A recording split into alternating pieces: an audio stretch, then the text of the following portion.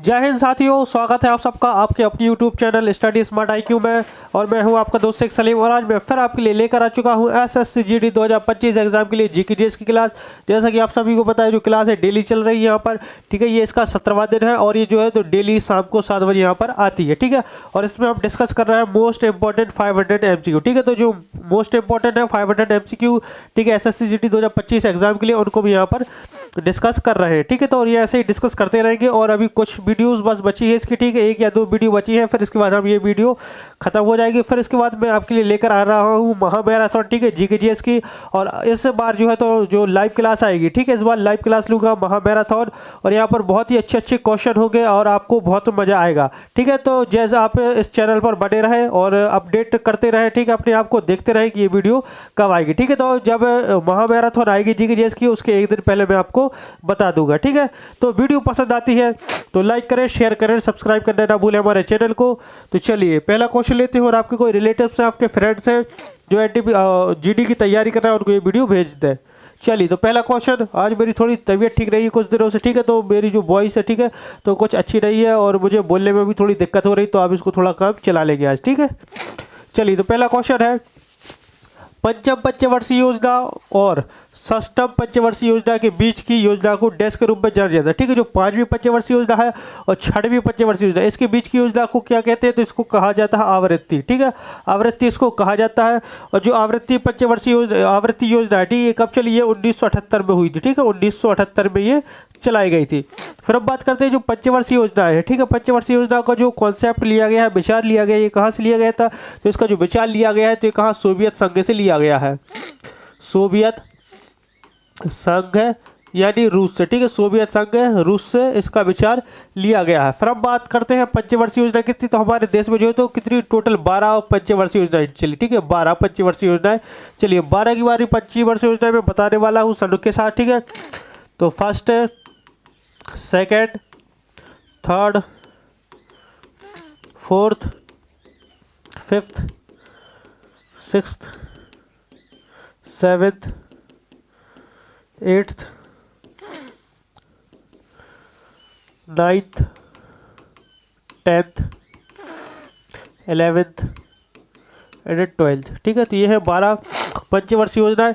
और देखिए जो पहली चली तो 1951 से 56, दूसरी 1956 से 61, तीसरी 1961 से 66, चौथी 1969 से 74, पाँचवीं 1974 से 78, छठवीं 1980 से 85, सातवीं 85 से 90, आठवीं 1992 से 97, और जो 9वीं थी तो ये 1997 से 2002, और 10वीं जी तो ये 2002 से लेकर 2007 तक, 11वीं 2007 से लेकर 12 तक, और जो 12वीं पंचवर्षीय योजना थी तो ये 2012 से लेकर 17 तक चली, ठीक है। तो ये है सारी की सारी पंचवर्षीय योजनाएं, क्योंकि यहाँ से एक क्वेश्चन जो है तो पूछे जाते हैं। चलिए नेक्स्ट क्वेश्चन, नेक्स्ट है 2011 की जनगणना के अनुसार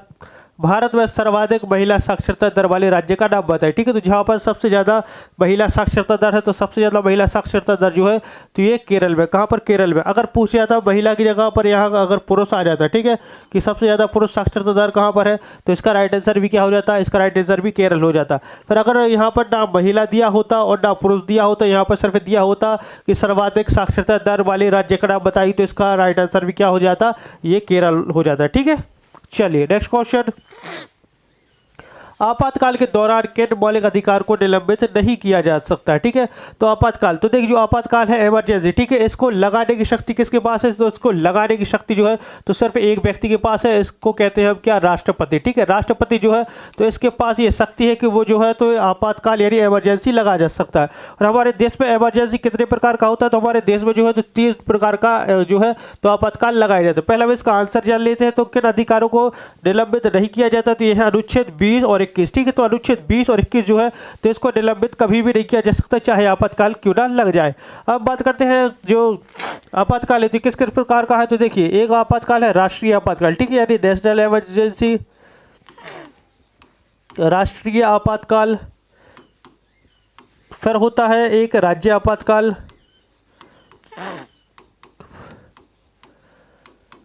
और एक होता है वित्तीय आपातकाल। ठीक है, ये 3 प्रकार के आपातकाल होते हैं। हम बात करते हैं तो ये किन अनुच्छेद में, तो जो राष्ट्रीय आपातकाल है ये अनुच्छेद 352 में दिया हुआ है इसके बारे में, राज्य आपातकाल इसके बारे में 356 में दिया हुआ है, और वित्तीय आपातकाल इसके बारे में अनुच्छेद 360 में दिया हुआ है। राष्ट्रीय आपातकाल जो है 3 बार लगा है। कब कब लगा है, तो देखिए ये लगा था कब ये लगा 1971 में, सॉरी सबसे पहले 1962 में लगा था भारत चीन युद्ध के समय, फिर 1971 में भारत पाकिस्तान युद्ध के समय, और 1975 में आंतरिक अशांति के कारण ये लगा था। फिर अब बात करते हैं राज्य आपातकाल। ठीक है, जो राज्य आपातकाल है कम से कम 134 बार लग चुका है। कितने बार, 134 बार ये लग चुका है, और सबसे पहले ये लगा था 1951 में पंजाब में लगाया गया था राज्य आपातकाल।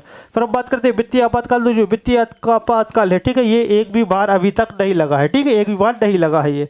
नेक्स्ट, भारत में निम्नलिखित में से किस राज्य में अरेबिका कॉफ़ी उगाई जाती है। ठीक है, तो अरेबिका कॉफ़ी ये कहाँ पर उगाई जाती है, तो जो उगाई जाती है कर्नाटक में उगाई जाती है। ठीक है, कर्नाटक में। अगर पूछा जाए कि भारत में सबसे बड़ा कॉफ़ी उत्पादक राज्य तो कौन सा है, तो इसका राइट आंसर हो जाएगा कर्नाटक। अगर और कर्नाटक के बाद सेकंड नंबर पर आता है कौन, केरल। ठीक है, सेकंड नंबर पर केरल सेकंड नंबर पर केरल आता है, और थर्ड नंबर पर तमिलनाडु। ठीक है, चलिए next question, Sadanand PV Balakrishnan ने किस नृत्य शैली में संगीत नाटक अकादमी पुरस्कार जीता है। तो किस शैली में जीता, किस नृत्य शैली, तो ये जीता है कथकली में। किसमें, कथकली। कथकली जो है तो कहाँ का, ये केरल का शास्त्रीय नृत्य, कहाँ का, केरल का शास्त्रीय नृत्य है। भरतनाट्यम तमिलनाडु का शास्त्रीय नृत्य, और कुचिपुड़ी जो है तो ये आंध्र प्रदेश का शास्त्रीय नृत्य है। ठीक है, जो लावणी जो है तो ये महाराष्ट्र का। ठीक है, लावणी जो है तो महाराष्ट्र का लोक नृत्य है। और हमारे देश में कितने 8 शास्त्रीय नृत्य हैं, 8 के 8 कौन कौन से, तो देखिए मैं कई बार बता चुका हूँ। 3 तो यहाँ पर होगा, कथकली, भरतनाट्यम, कुचिपुड़ी। ठीक है, इसके बाद मोहिनीअट्टम जो कि केरल का शास्त्रीय नृत्य है, फिर कथक उत्तर प्रदेश का, और सत्रिय असम का, मणिपुरी मणिपुर का, और ओडिसी उड़ीसा का। ठीक है, तो ये होगा पूरे के पूरे 8। नेक्स्ट क्वेश्चन, निम्नलिखित में से कौन ब्रिटिश भारत में भारतीय सिविल सेवा में भर्ती होने वाली पहले भारतीय। ठीक है, तो पहले भारतीय जो कि ब्रिटिश भारत के समय पर सिविल सेवा में चयनित हुए थे, तो ये थे सत्येंद्र नाथ टैगोर। ठीक है, सत्येंद्र नाथ टैगोर ये जो है तो ये रविंद्रनाथ के बड़े भाई थे। ठीक है, रविंद्रनाथ टैगोर। ठीक है, रविंद्रनाथ टैगोर की जो है ये बड़े भाई थे। और जो सत्येंद्रनाथ टैगोर ये कब चुने गए थे, ये 1863 में। कब, 1863 में जो है तो सिविल सेवा में चुने गए थे। फिर हम बात करते हैं रहीमतुल्लाह अहमद सैनी। ठीक है, तो रहीमतुल्लाह अहमद सैनी ये INC के यानी भारतीय राष्ट्रीय कांग्रेस के दूसरे मुस्लिम अध्यक्ष। ठीक है, दूसरे मुस्लिम अध्यक्ष थे ये 1896 के कलकत्ता अधिवेशन में। कौन से, कलकत्ता अधिवेशन में जो है ये अध्यक्ष बने थे, और इसी अधिवेशन में जो है तो पहली बार वंदे मातरम, ठीक है, वंदे मातरम ये गाया गया था। फिर हम बात करते हैं रविंद्रनाथ टैगोर। तो रविंद्रनाथ टैगोर तो ये जो है तो इनको हम क्या, गुरुदेव कहते हैं। क्या कहते हैं, गुरुदेव। और जो रविंद्रनाथ टैगोर है, ठीक है, इनके नाम पर जो है तो 3 रिकॉर्ड है। कौन कौन से 3 रिकॉर्ड है, 3 रिकॉर्ड कौन कौन से, तो देखिए जो है तो ये पहले भारतीय व्यक्ति, पहले एशियाई व्यक्ति, एंड पहले गैर यूरोपीय व्यक्ति। ठीक है, यानी यूरोप से बाहर गैर यूरोपीय। ठीक है, गैर यूरोपीय व्यक्ति है जिनको जो है नोबेल पुरस्कार मिला है। नोबेल पुरस्कार इनको कब मिला था, तो इनको जो नोबेल पुरस्कार मिला था, ठीक है, नोबेल पुरस्कार इनको मिला था 1913 में। कब, 1913 में इनको मिला था साहित्य यानी लिटरेचर के लिए। ठीक है, लिटरेचर के लिए मिला था। और इनकी एक किताब थी गीतांजलि। ठीक है, तो गीतांजलि के कारण ही जो है तो इनको नोबेल पुरस्कार दिया गया था। फिर सुरेंद्रनाथ बनर्जी, तो सुरेंद्रनाथ बनर्जी जिन्होंने 1876 में इंडियन एसोसिएशन की स्थापना की थी। ठीक है, इंडियन एसोसिएशन। ठीक है, इंडियन एसोसिएशन की स्थापना की थी सुरेंद्रनाथ बनर्जी ने। और इनकी स्थापना जो है तो इन्होंने आनंद मोहन बोस, ठीक है, एक और व्यक्ति थे आनंद मोहन बोस, ठीक है, इनके साथ मिलकर 1876 में इंडियन एसोसिएशन की स्थापना की थी, जिसका विलय 1886 में भारतीय राष्ट्रीय कांग्रेस में हो गया था। ठीक है, चलिए, तो जैसा आप देख रहे हो कि मुझे सर्दी है और बोलने में बहुत ज़्यादा दिक्कत हो रही है। ठीक है, तो आपको आज काम चलाना पड़ेगा। तो नेक्स्ट है बैडमिंटन के प्रत्येक गेम में कितने अंक होते हैं। ठीक है, तो बैडमिंटन के प्रत्येक गेम में कितने, तो 21 अंक होते हैं। ठीक है, और ये 3 बार गेम होता है। ठीक है, 3 बार गेम होता है और इसमें 21 अंक होते हैं। नेक्स्ट क्वेश्चन, ओलंपिक में भारत के लिए प्रथम ध्वजवाहक कौन था? ठीक है, तो ओलंपिक में भारत के लिए प्रथम ध्वजवाहक जो है तो ये प्रमा बनर्जी थी। ठीक है, प्रमा बनर्जी। और ये जो है तो एक एथलीट थे। ठीक है, ये स्प्रिंटर, ठीक है, ये एक स्प्रिंटर थी। चलिए नेक्स्ट क्वेश्चन। महात्मा गांधी नई श्रृंखला के 50 रुपए के नोट का आधार रंग क्या है? ठीक है, तो जो 50 रुपए का नोट है, ठीक है, जो नया 50 रुपए का आया था नोटबंदी के बाद, तो उसका कलर क्या है? ठीक है, ये पूछा गया। तो इसका जो कलर है तो ये क्या है? इसका कलर जो है ये फ्लोरोसेंट नीला है। ठीक है, फ्लोरोसेंट नीला। अब हमें तो नीला और पीला, काला, ठीक है, ये सब पता होते हैं। मुझे तो सर पे लगता था कि हमारे जो है तो सर पे कितने 7 कलर है। फिर एक दिन जो मेरी बहन थी, ठीक है, मेरी बहन फिर मुझे एक बार लिपस्टिक की दुकान पर ले गई, तब मुझे पता चला कि कलर जो अलग अलग प्रकार के होते हैं। ठीक है, बेबी पिंक है, लाइट पिंक है, लाइट ब्लू, इस तरीके के मुझे पता चले थे। चलिए नेक्स्ट क्वेश्चन। निम्नलिखित में से कौन सा आंध्र प्रदेश का एक शास्त्रीय नृत्य है? ठीक है, आंध्र प्रदेश का शास्त्रीय नृत्य मैंने अभी आपको बोलकर बताया था। तो आंध्र प्रदेश का जो शास्त्रीय नृत्य ये कुचिपुड़ी है। ठीक है, कुचिपुड़ी। भरतनाट्यम तमिलनाडु का, मोहिनीअट्टम केरल का, मणिपुरी मणिपुर का, ठीक है, इसके अलावा ओडिसी ओडिशा का, ठीक है, फिर कथकली तो ये कहाँ का? केरल का हो जाएगा, और कथक उत्तर प्रदेश का, और ओडिसी ओडिशा का। ठीक है, तो ये है। चलिए नेक्स्ट।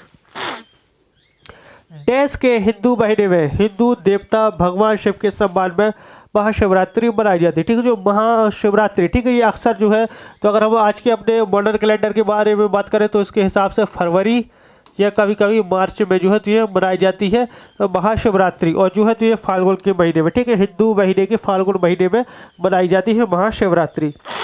नेक्स्ट।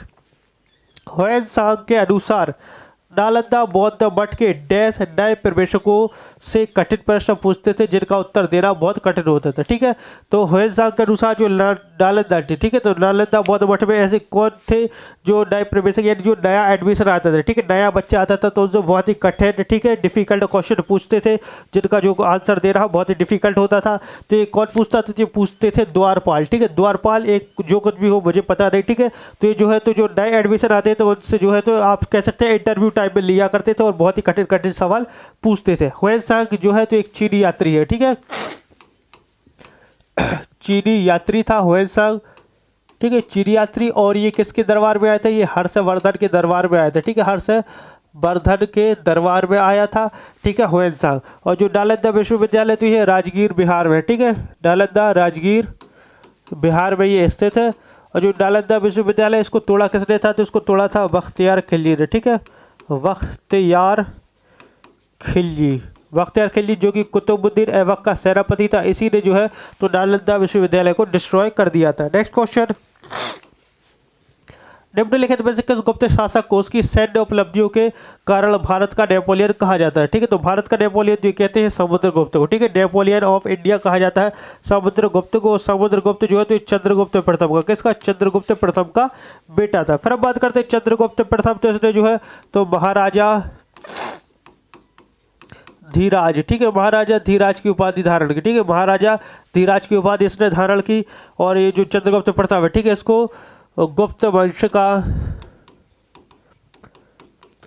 असली संस्थापक माना जाता है। ठीक है, असली संस्थापक माना जाता है।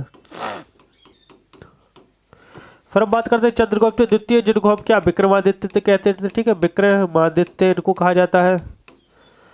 और श्रीगुप्त जो कि गुप्त वंश के संस्थापक। ठीक है, गुप्त वंश के संस्थापक ही।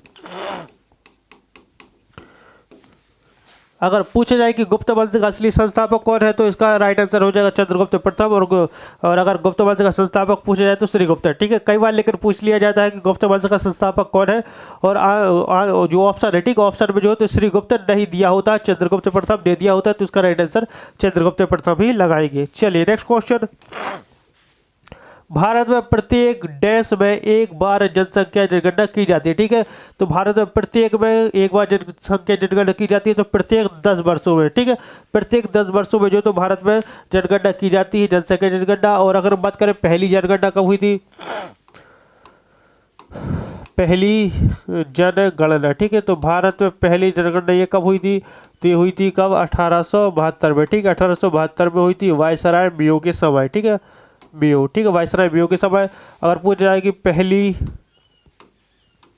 पूर्ण जनगणना, ठीक है, तो पहली पूर्ण जनगणना कब हुई? तो हुई थी 1881 में। कब? 1881 में वायसराय रिपन के समय पर हुई थी। और हमारी जो अभी लास्ट वाली जो जनसंख्या जनगणना हुई थी कब हुई थी? 2011 में हुई थी। कब? 2011 में हुई थी लास्ट वाली।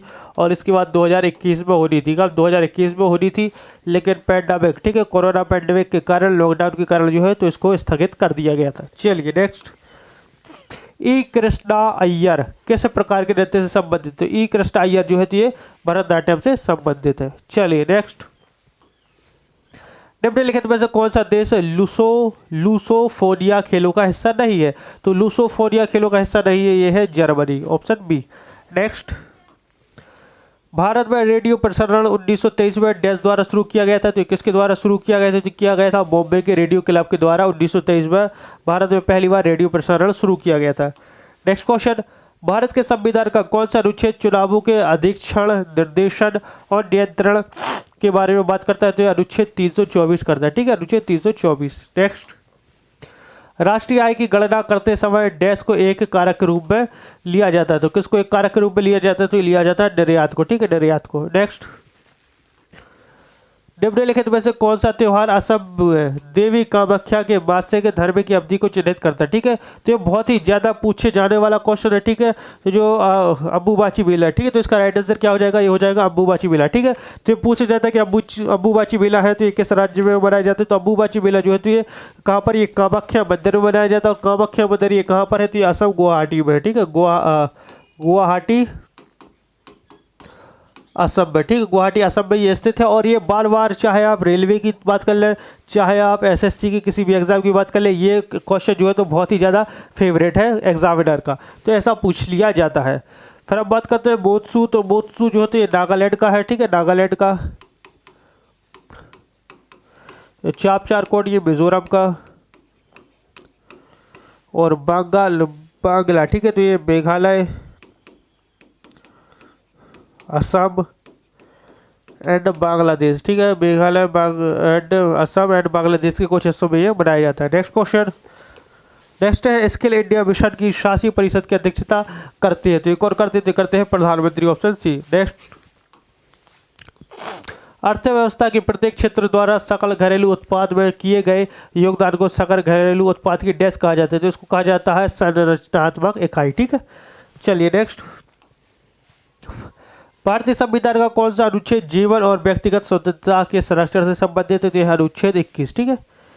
चलिए नेक्स्ट, भारतीय संविधान में अस्पृश्यता का उन्मूलन, ठीक है, अनटचेबिलिटीज प्रावधान का, ठीक है, अस्पृश्यता का उन्मूलन प्रावधान का उल्लेख किया गया है। तो किसमें? तो अनुच्छेद 17 में किया गया है, ठीक है, अनुच्छेद 17 में। नेक्स्ट, जब मैग्नीशियम ऑक्सीजन की उपस्थिति में जलता है तब ज्वाला का रंग कैसा होता है? तो तब ज्वाला का रंग जो होता है जो ये सफ़ेद होता है। कैसा? सफ़ेद। तो ये थे हमारे आज के क्वेश्चन एसएससी जीडी 2025 एग्जाम के लिए। आई होप आपको हमारी ये वीडियो पसंद आई हो। अगर वीडियो पसंद आती है तो लाइक करें, शेयर करें, सब्सक्राइब करना ना भूलें हमारे चैनल को। तो मिलते हैं आपसे अगली वीडियो में, तब तक के लिए good luck, good bye, thank you.